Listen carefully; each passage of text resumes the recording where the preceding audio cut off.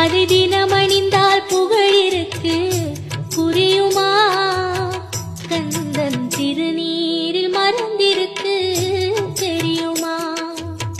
நெற்றிக் கண்ணில் பிறந்தவனே தெரியுமா? அவனை சுற்றி வந்த பலர்